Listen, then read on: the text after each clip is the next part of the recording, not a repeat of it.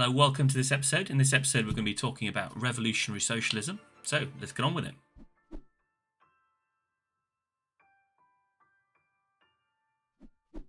So, to understand the ideas of revolutionary socialism, we need to start by thinking about the context. Why is it that the ideas of thinkers like Karl Marx and Friedrich Engels are particularly fertile in the middle of the 19th century? Why do these ideas emerge when they do? Well, I guess the simple answer to that question is by the middle of the 19th century, capitalism is firmly established, at least in Europe, but by extension, the rest of the world, as the prevailing political and economic system. And the reason for that is that the old order, the feudal order, the system of feudalism that had been the prevalent political and economic system, that system had been challenged by two big events. The French Revolution, which had swept away the power of the aristocracy and the established church and challenged the power of absolutist monarchy, and the Industrial Revolution, which had led to the emergence of a new capitalist class that Marx calls the bourgeoisie, and had displaced the old landed gentry as the ruling class in these newly emerging capitalist societies in Europe. So those are the two processes that establish capitalism, and by the middle of the 19th century, capitalism is firmly established.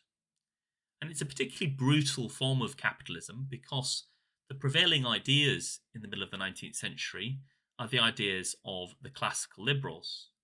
So we're thinking here of thinkers like John Locke, Adam Smith, David Ricardo. And what these ideas say is that the best system that you can have is a system where the state remains small, it doesn't interfere too much in the lives of individuals, and it leaves the market to self-regulate. So it's a system based upon light regulation, a small state, private property. And the idea is that if you just allow things to be, if you have a laissez-faire economic system where the state leaves the economy alone, well, that's going to coincide with the wealth of nations, better economic growth, and it's also going to set individuals free to rise and fall in the social hierarchy.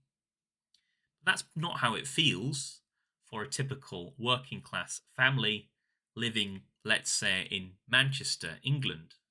So what would their living conditions have been like? What would it have been like in the middle of the 19th century for a typical working class family, of which there were many? Well, the reason we're situated in a city is because that's where the work was for the newly emerging proletariat, as Marx calls them.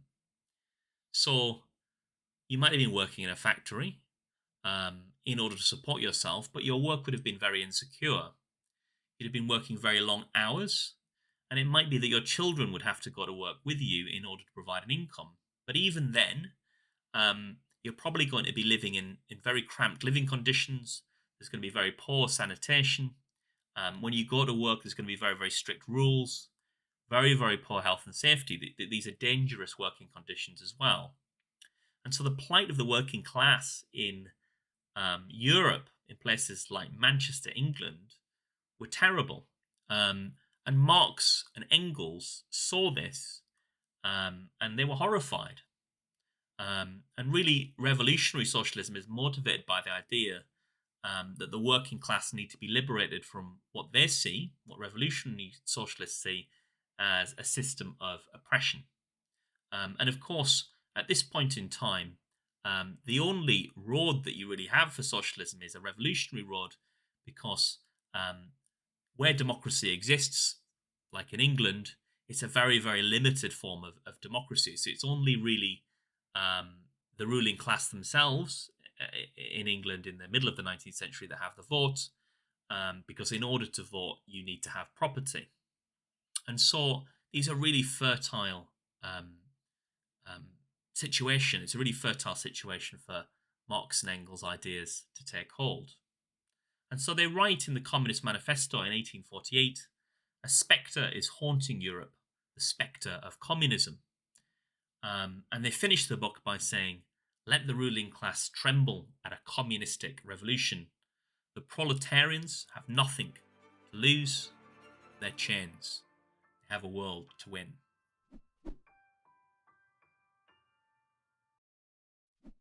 Speaking of the Communist Manifesto, towards the beginning of the manifesto, Marx and Engels write, "The history of all hitherto existing society is the history of class conflict." Now, here they're gesturing towards one of their most important ideas, which is the idea that history is driven forward, that history is a process driven forward by the material conditions that exist within society. What they're saying in simple terms is that every economic system that we've had so far produces a set of social relationships, and it produces a class dynamic. There is always, or there always has been up until this point, a ruling class, and there's always a subordinate class, but the relationship between them is different depending upon the economic system. So, for example, under feudalism, the ruling class is the aristocracy. They're a group of landowners, and the subordinate class is the peasantry. And the peasantry are tied to the land, and they owe obligations towards the landowner. So they might work the land, and they'd give some of the produce of their labour to the landowner in exchange for living on the land and being able to keep the rest. Now, that's a different set of relationships to those that exist under capitalism, where the peasantry have been freed from the land to work in factories, and they've become wage labourers. In theory, they're free now to move around between jobs, and so they've achieved a kind of freedom. But alongside that comes the insecurity of living under capitalism, where they're dependent upon the capitalists for work, and so there's a lot more insecurity involved. They have to work in order to live, and yet all of the power to give and take that work is with the capitalist. And so the security of feudalism, albeit feudal social relations weren't great for the peasantry, has been replaced by this much more precarious form of wage labour under capitalism. But what you can see is that those two different economic systems produce very different situations in terms of a ruling class and a subordinate class.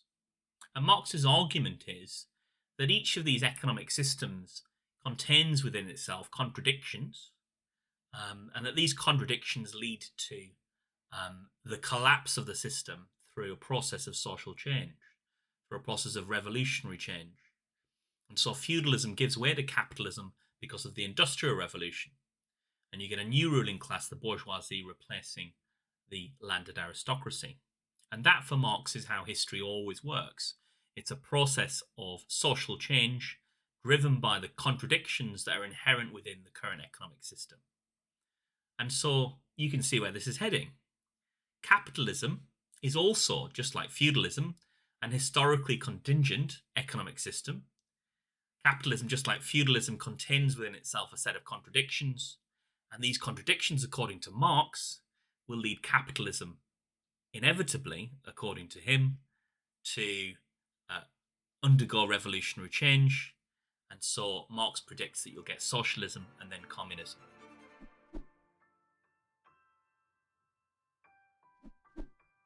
So Marx and Engels argue that in the transition from feudalism to capitalism, a new set of social relations has developed.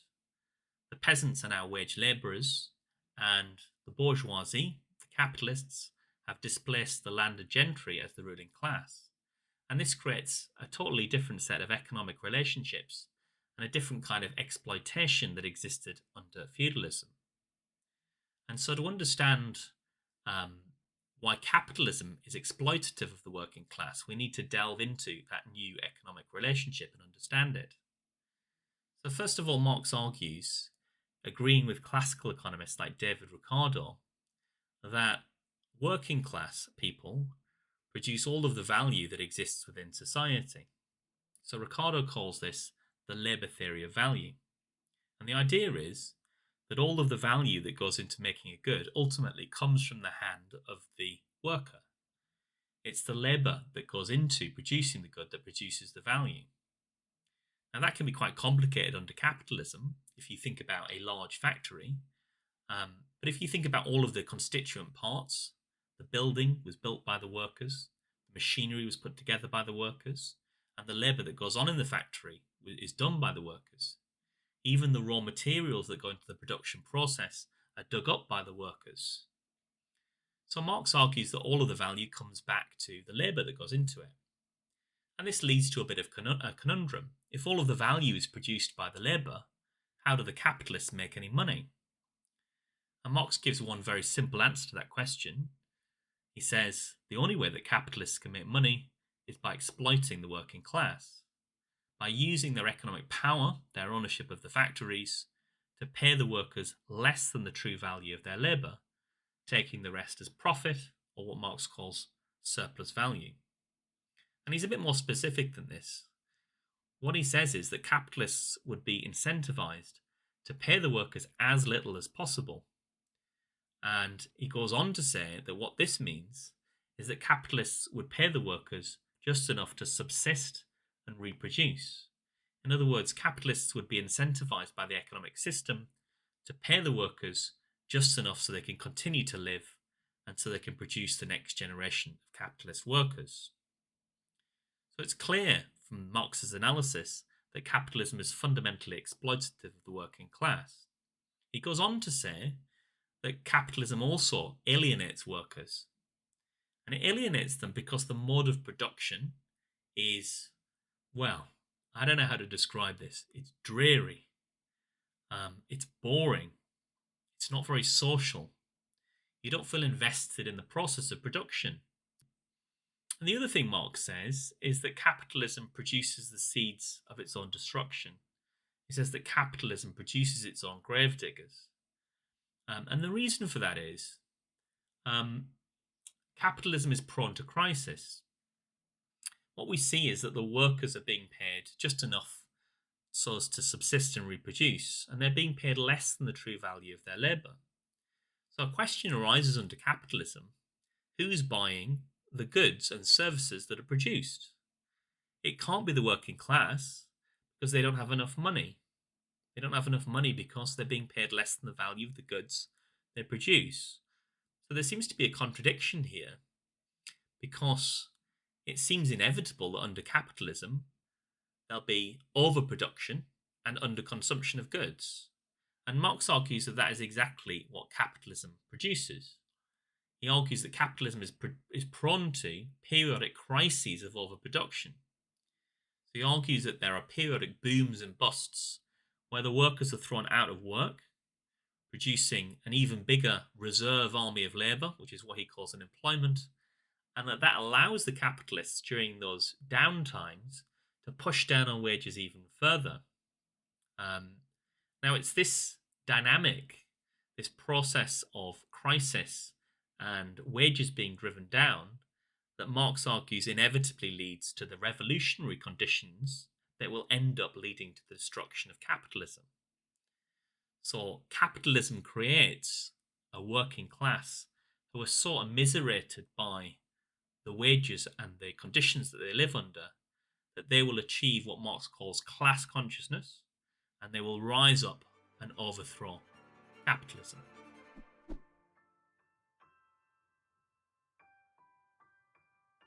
So what happens next? Well, first of all, it's worth saying that Marx and Engels are talking about a global revolution here. So it's not enough for capitalism to be abolished in one country. What they argue will happen is that the revolution will begin in one of the most advanced capitalist economies. And then because of the interconnected nature of capitalism, capitalism affects the rest of the world through imperialism, something I've not talked about in this video. Because of that interconnectedness, the revolution will spill over and the whole system will come down. Now, obviously, in order to bring that about, it's going to be very difficult. But what they say will happen is that the working class, the proletariat, will bring power into their own hands, and they'll form what's called a dictatorship of the proletariat to bring about the radical social change that will be necessary to abolish capitalism and bring about a communist society. So we're talking here about the abolition of private property, the removal of classes, a society based on need, a society where people are truly free and where they're no longer constrained by the authority of arbitrary power exercised on them by a ruling class through the state. So what you end up with is quite a utopian vision of a classless society where the state withers away. With that, I'll end for now. Now don't forget to like and subscribe.